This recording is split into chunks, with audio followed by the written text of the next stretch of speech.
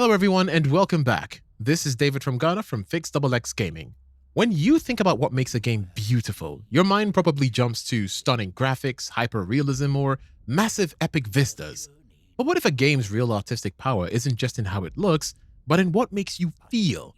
And more importantly, what it makes you do. Today, we're looking at how the most creative indie games use visual style for so much more than just eye candy. They use it to tell a powerful story and to actually define the gameplay itself.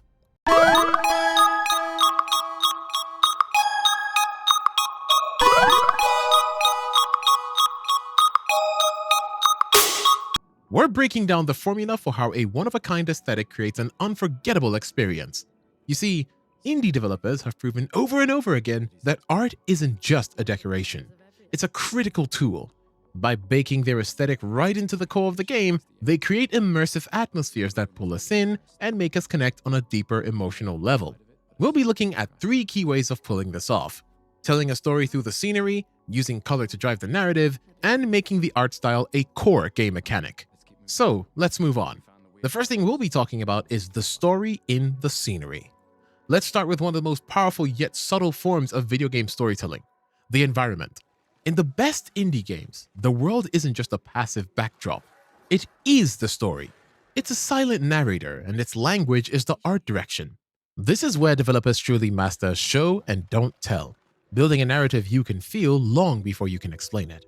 The most iconic example has to be Hollow Knight. From the moment you drop into the forgotten kingdom of Hallownest, the game is trying to tell you something.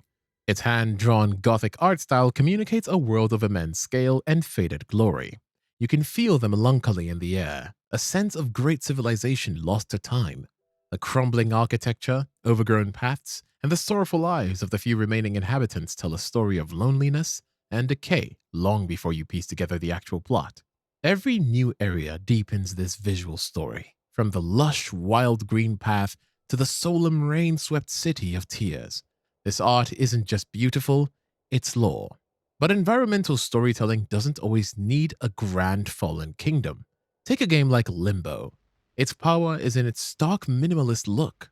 The game uses monochromatic silhouettes and oppressive shadows to create a world drenched in mystery and tension. You have no idea who you are or where you are, and the art style perfectly mirrors this uncertainty. This choice directly impacts how you feel, cranking up the sense of vulnerability and the constant creeping threat of the unknown. The world feels dangerous because it looks dangerous, making every single step forward a tense and deliberate act. And, on the complete opposite end of the spectrum, there's Firewatch. Its art style is defined by warm, vibrant, and highly stylized colors inspired by Mid-Central National Park posters, depicting the Shoshone National Forest. But this beauty is doing more than just looking pretty. The art creates a profound sense of isolation. Those vast, gorgeous landscapes also emphasize how utterly alone you are out there. This visual tone perfectly mirrors the main character, Henry's own story of running away from his life and grappling with loneliness. The art turns the wilderness into a character itself, a beautiful but totally indifferent confidant. In all of these games, the world is the first storyteller, and it tells us its tale through art. The next thing I'd like to talk about is the emotion in the palette. If the environment is the stage, then color is the emotional script. For decades, games have used color to set a mood. Blue means water, red means danger. Pretty simple. But the most artistically ambiguous indies take it a step further. They use color not as a static label, but as a dynamic force that evolves with the story and mirrors the player's own emotional journey. There's no better example of this than Gris. At its heart, this game is about processing grief, and its entire visual and mechanical DNA is built around that idea. You start in a world that is literally colorless, a gorgeous but barren landscape of black and white. As the protagonist, Gris begins to confront her sorrow. She unlocks new colors that you, the player, use to paint the world around you. This isn't just a visual treat, it's a powerful metaphor for healing. The flowing watercolor-inspired art makes the world feel fragile and alive, and as you bring back reds, greens, and blues, you are actively participating in Gris's emotional recovery. The game brilliantly ties the return of color to the return of hope, creating an incredibly empathetic and immersive experience. But color can also be weaponized to create chaos and discomfort. Look at Hotline Miami. The game's identity is defined by searing neon colors, psychedelic filters, and a pulsating, almost sickeningly bright palette. These visuals aren't trying to be beautiful, they are meant to be overwhelming and jarring. They reflect the protagonist's detached, ultra-violent, and maybe drug-fueled state of mind. The glitchy, chaotic colors create a sense of manic energy and moral confusion. You're committing horrific acts, but the world looks like a hazy, busted-up VHS tape of a party. This visual clash is the entire point, making you question what's real and perfectly mirroring the game's unreliable narrative. This same principle works even in pixel art, a style often associated with simplicity. In Celeste, the art is simple, but its use of color is incredibly smart. The game's aesthetic, a blend of pixel art and detailed illustrations, is all about focusing the player on character emotions and key story moments in its narrative about mental health. The cold blues and purples of the mountain reflect Madeline's anxiety and self-doubt, while warmer, brighter colors appear in moments of triumph and self-acceptance. The art style serves the story by cutting through the noise and using color as the direct line to the character's heart. Before we jump into our final chapter, where we look at art that completely redefines what a game can do, if you're enjoying this breakdown of how art and gameplay work together, hit that subscribe button. It really helps us keep digging into the games that you love. Now, let's talk about the final one, the mechanic in the medium. So, we've seen how art can build a world and paint an emotional journey, but what happens when the art style just stops supporting the game and becomes the central gameplay mechanic itself? This is where indie games really get weird and wonderful, creating experiences so visually unique they would be impossible to play in any other style. Okay, so a fantastic modern example is Cult of the Lamb. I'm sure you've heard of this game before. On the surface, the game has this adorable 2D cartoon and art style. The characters are all cute, round animals with big expressive eyes. It looks like it's ripped straight out of a children's storybook. But the gameplay? You're running a demonic cult, performing dark rituals, sacrificing your followers, and fighting eldritch gods. This extreme contrast between the cute, harmless visuals and the dark, horrific themes isn't just a gag. It's the absolute core of the game's identity and its twisted sense of humor. The art style makes performing sinister actions feel weirdly funny and okay. Would the game be half as good if it had a grim, realistic art style? Absolutely not.